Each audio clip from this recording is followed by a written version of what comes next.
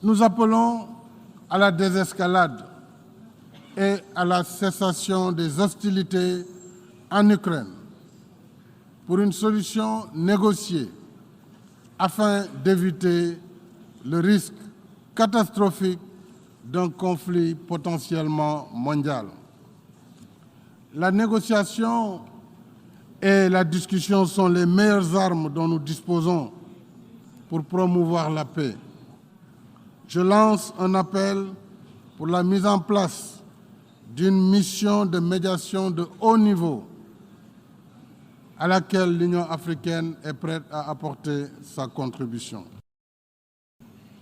Je rappelle notre demande d'octroi d'un siège à l'Union africaine au sein du G20 pour que l'Afrique puisse enfin se faire représenter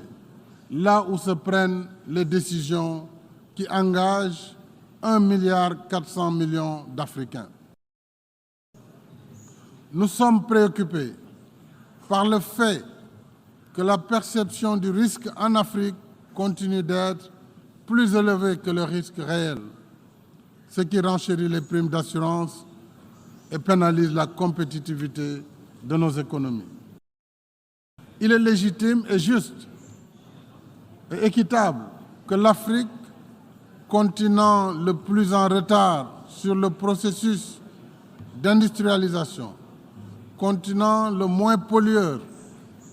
il est donc juste que l'Afrique exploite ses ressources disponibles pour disposer d'une énergie de base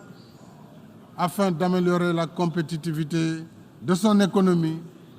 et réaliser l'accès universel à l'électricité. Au demeurant, nous considérons le financement de l'adaptation non comme de l'aide, mais comme une contribution des pays industrialisés à un partenariat mondial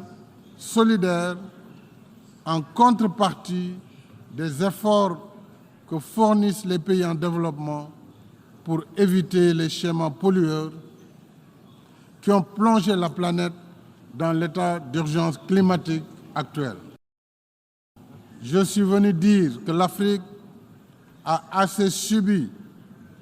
le fardeau de l'histoire, qu'elle ne veut pas être le foyer d'une nouvelle guerre froide, mais plutôt un pôle de stabilité